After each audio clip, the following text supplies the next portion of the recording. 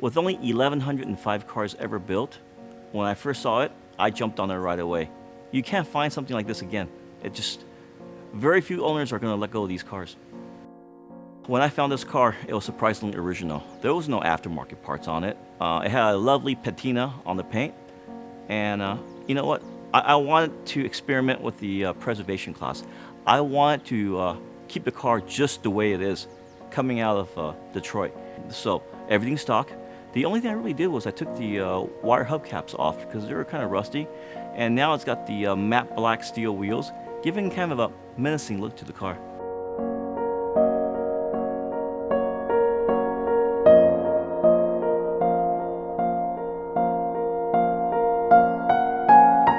Often at night, I go to the garage and just stare at my Chrysler LeBaron. Whether I use a little pledge or Old English to rejuvenize the wood paneling, or put a little Lexol and rub into the simulated leather interior. I can stare at this car all day long. The beauty, the proportion, the shape of the car. It's amazing. It's America's masterpiece.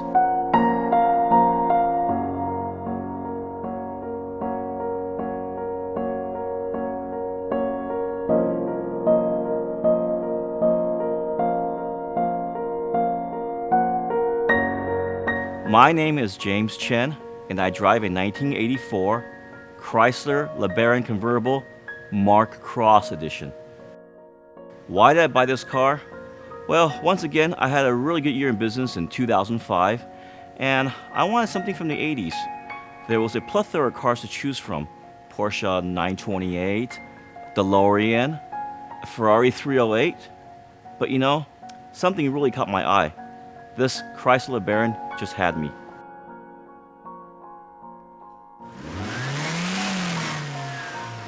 Well, you need to really appreciate the Americana-ness of this car. It's a different feeling than driving my Ferrari Lusso or my Lamborghini Countach or even the modern 458 Italia. There's something about Chrysler K car that evokes a special feeling I just can't describe on the camera. I think this car will double its value in the next 3 years. That's why when I saw it, I had to buy one now before they become unattainable. When I bought this car, I wanted a finest example of a Chrysler LeBaron. So I brought this car to do a PPI inspection by a Chrysler Marquis specialist to make sure that the paint was original. He used a paint depth gauge to make sure that the car has not been resprayed. All the parts on the car was original. I was concerned about the possible termite damage on the wood-sided exterior. And the termite inspector assured me that there is no termite damage because it's not made out of wood.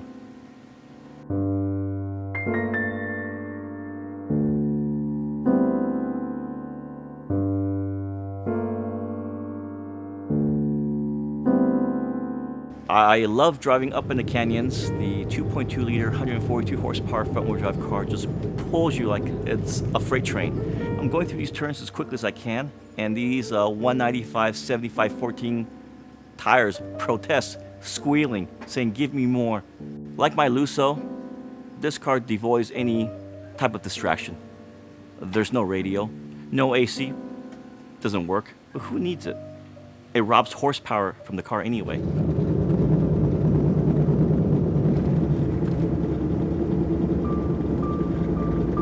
I love the styling of the Chrysler K cars. The paper folded origami-like shape, the 4x6 seal beams on these Sylvania halogens. You got low beams and high beams separately. This car was truly ahead of its times. The digital dashboard, the warning voices that tells you to remove your keys. Don't forget your keys.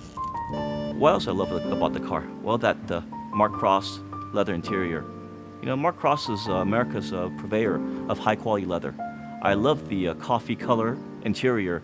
You have the rich, dark espresso seats, and contrasting with a cappuccino insert. The two-tone brown just really gets me.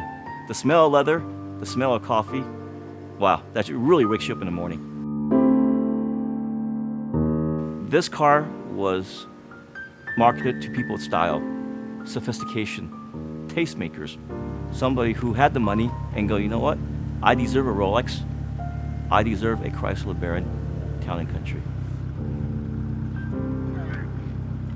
You know, people ask me if I'm ever going to sell this car. And like I said, you know, we never own a car. This is really a stewardship. I just hope my son can appreciate this car as much as I have. And I would like to give it to him as his first car when he turns 16. Don't forget your keys.